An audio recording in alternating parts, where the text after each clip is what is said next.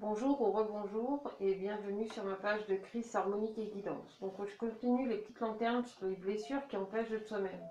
Donc on a commencé par l'abandon, on a le rejet ici, parce que le rejet en fait c'est plutôt quelque chose qu'on va fuir. C'est-à-dire que quand on se sent rejeté, on va avoir tendance à fuir. C'est pour ça que je t'ai mis cette phrase, ce que tu fuis te poursuit et ce à quoi je fais face s'efface. Donc je me suis un peu emmêlé les pinceaux, c'est vrai, dans ma première lanterne, où du coup je t'ai parlé, je pensais te parler de la blessure du rejet, en fin de compte je suis partie sur la blessure d'abandon. Le rejet, c'est ça fait aussi partie de ces blessures qu'on peut porter, de ces blessures qu'on a pu embarquer en fait avec nous sur cette terre, et de se sentir rejeté, ça, pour moi ça revient un peu au même que d'être abandonné. Sauf que quand tu te sens abandonné, tu vas tout faire pour te faire aimer de l'extérieur, donc tu vas tout faire au point de t'oublier toi-même et d'être là pour faire tout ce que l'autre il veut et machin, parce que justement tu as peur d'être laissé, tu as peur d'être laissé pour compte. Et là, avec les blessures du rejet, tu as tellement peur de te faire rejeter que tu as peur de ne pas être dans les normes de ce que tu as comme perception que l'autre pourrait avoir. Et donc, du coup, tu aurais tendance à fuir. Et moi, en fait, à travers ces petites lanternes, je voudrais voir en fait les options qui nous permettraient de faire face en fait à cette peur du rejet, à cette blessure du rejet qu'on traîne avec nous. Parce que justement, souvent, on se sent jugé, on a l'impression de faire des erreurs. Lorsque je fais quelque chose que je juge comme étant une erreur, je décide de me donner le droit d'être imparfaite ou imparfait, sans me traiter de nul. Parce que c'est vrai que c'est la facilité de dire ouais mais je suis nul, de toute façon je suis rejetée de toute façon. Moi je suis pas je suis pas à ma place moi dans cette société. Ben non, non, c'est vrai. D'un côté, non, c'est vrai, on n'a rien à foutre dans cette société. On a quand même été parmi. Quand ta mère et ton père, ils ont forniqué à l'époque, c'est quand même toi qui a été conçu, c'est quand même toi qui est arrivé là. T'as pris la place de personne, t'as pris la place que tu devais prendre à ce moment-là.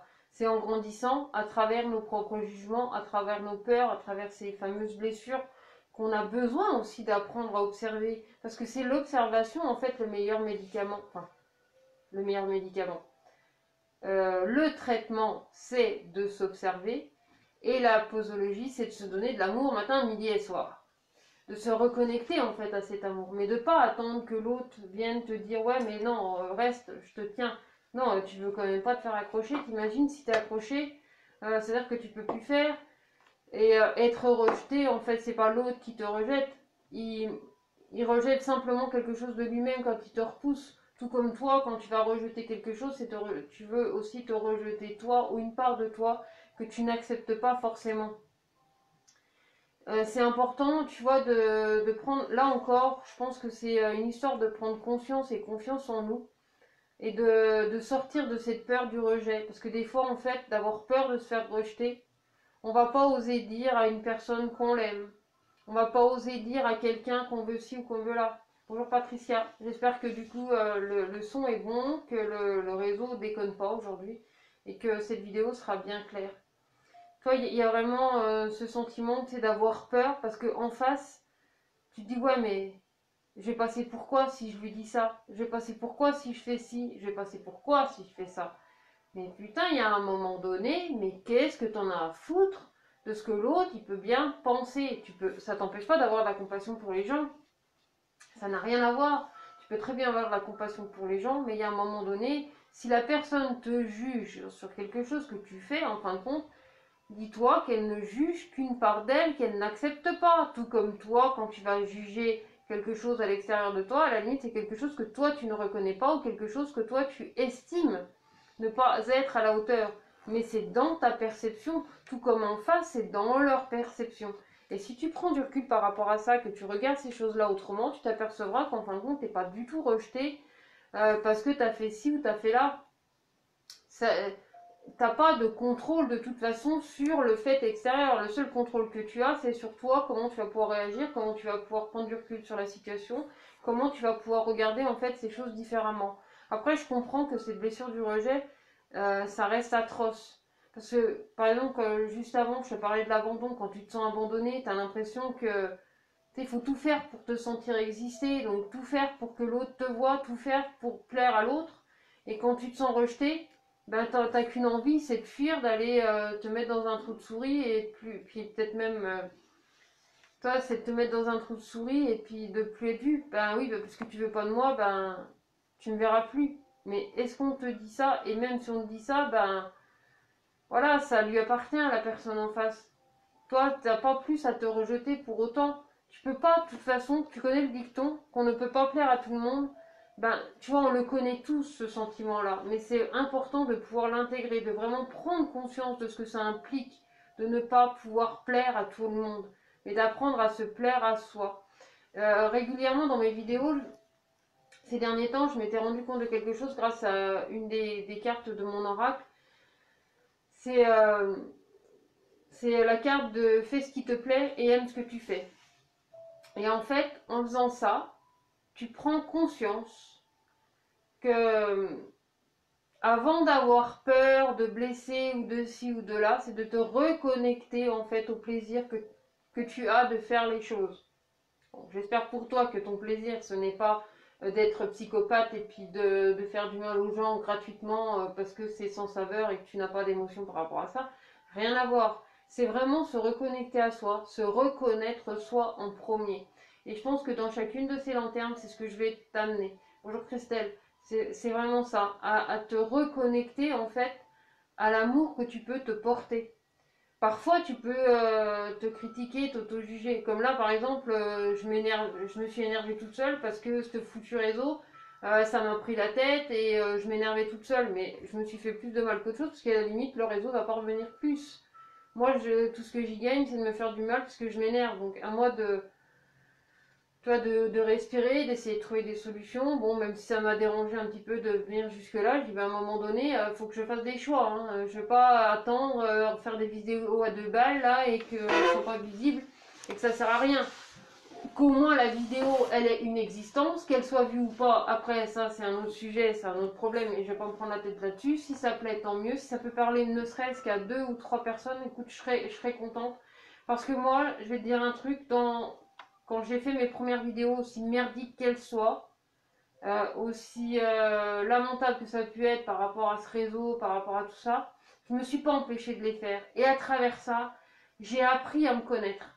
Enfin, je continue d'apprendre à me connaître. Je continue de comprendre mes schémas.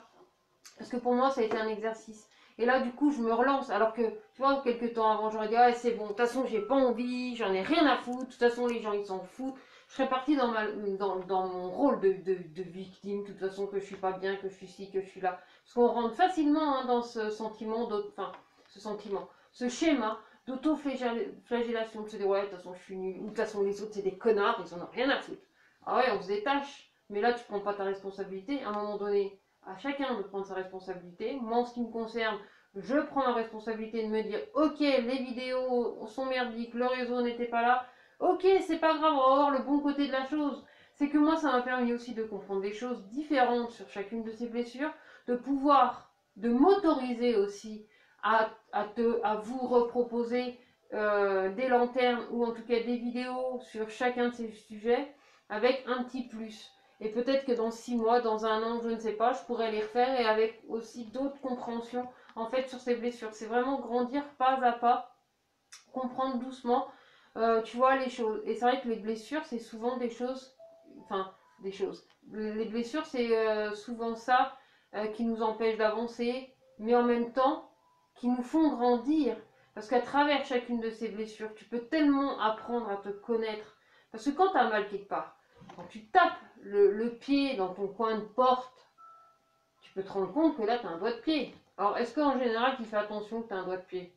Non, non, souvent, on ne fait pas attention. On marche dessus toute la journée. Enfin, pour ceux qui ont la chance d'avoir des pieds, on marche dessus toute la journée, mais on ne fait pas attention qu'on a un doigt de pied jusqu'à ce qu'on se tape le pied dedans. Et bien, nos blessures, c'est un peu la même. Tant qu'on n'est pas venu taper dedans, tant qu'on n'est pas venu nous titiller là-dessus, on ne se rend pas compte que cette blessure-là, on la porte, elle peut faire partie de nous, mais que tu peux lui donner aussi un autre aspect à l'intérieur de toi, la voir différemment pour que justement elle ne te fasse pas souffrir. Parce qu'en fin de compte, c'est ton ego qui vient te réveiller et te dire, t'as vu, t'as vu, t'as vu, t'as vu, t'as vu. Oui, bah justement, regarde, prends le temps de regarder. écoute justement à ce moment-là ton ego, lui dire ok, je te reconnais, je comprends que tu es là. Et c'est en reconnaissant que c'est là que ça vient s'apaiser. Parce que c'est comme un enfant. L'ego, en fait, c'est un enfant, quand il a envie de te parler, il va te tirer sur la jupe ou sur le pantalon jusqu'à ce que tu le vois et que tu l'écoutes. Du moment où tu te mets à genoux devant ton enfant et que tu lui parles, enfin, les yeux dans les yeux, que tu te mets face à lui, bah là il se calme et il va pouvoir t'expliquer tranquillement ce qui se passe. Ton ego, c'est la même chose. Tu vas pas le tuer, tu vas pas lui dire tiens, toi je te tue, si tu te tues, tu te tues avec. Mais c'est de dire ok, mon ego, je comprends, tu es là, dis-moi ce que tu vas me dire, je veux bien t'écouter. Mais pour pouvoir prendre du recul par rapport à ça. Pas pour l'alimenter, pas pour que justement ça s'empire et que ça aille encore pire. Parce que la blessure du rejet, comme n'importe quelle blessure, c'est vraiment quelque chose qui peut réellement blesser en fait à l'intérieur de soi. On n'est pas la blessure, mais par contre cette blessure elle peut venir nous chagriner si on la laisse, si on l'alimente. Mais si tu l'adoucis, si tu y vas avec douceur, tu verras que cette blessure, ok, tu pourras sentir qu'elle fait encore partie de tes bagages, c'est un fait, mais vraiment à un autre niveau, à un niveau beaucoup plus léger. Donc voilà pour la blessure de rejet. J'espère que ça t'a plu. En tout cas, n'hésite pas à mettre des j'aime, à mettre des cœurs, tu sais, à appuyer sur les cœurs, les j'aime, ou à réagir en fait à cette vidéo pour la faire diffuser autour, pour qu'elle puisse être vue peut-être par des bonjour Sylvie, par des personnes qui seront intéressées et qui auront envie aussi de mettre un commentaire, parce que vos commentaires ne me sont pas utiles que à moi, ils peuvent être utiles aussi à d'autres personnes qui vont venir regarder cette vidéo, qui vont venir regarder les commentaires et qui vont pouvoir faire des corrélations avec eux-mêmes pour arriver à mieux se comprendre. C'est pas que pour moi, c'est pas que pour vous, mais c'est vraiment pouvoir partager son expérience pour que ça crée, tu vois, créer un effet de masse là, sur le fait que si je te tousse dessus, tu vas choper le coronavirus. Se met l'amour en fait, vas-y. Contamine-toi avec de l'amour, avec du partage, avec toi cette conscience de se reconnecter à soi-même. Là, on nous confine chez nous, ben, on en profite alors pour justement se retrouver avec soi-même. Et ça ne veut pas dire être égoïste parce que tu vois, à travers ça, en te refocalisant un petit peu sur toi, tu peux aussi le partager à l'extérieur pour que chacun puisse avoir un petit plus en fait dans cette reconnexion à soi. Donc voilà pour la blessure du rejet. Donc je te retrouve très vite pour cette fois la blessure de trahison. Donc ça va être l'objet de la prochaine lanterne. La trahison et ses colères qu'elles peuvent engendrer. Donc je te dis à très vite pour une prochaine vidéo. Et d'ici là, prends bien soin de toi. Et puis merci de ta présence, de ton partage, de tes commentaires qui pourront certainement aussi aider d'autres personnes. Moi-même hein, également, parce que moi aussi, chaque jour, j'apprends à travailler sur moi, j'apprends à me guérir aussi de mes blessures et voire même à les comprendre. Voilà. Bon bah je te dis à très vite. Merci à toi.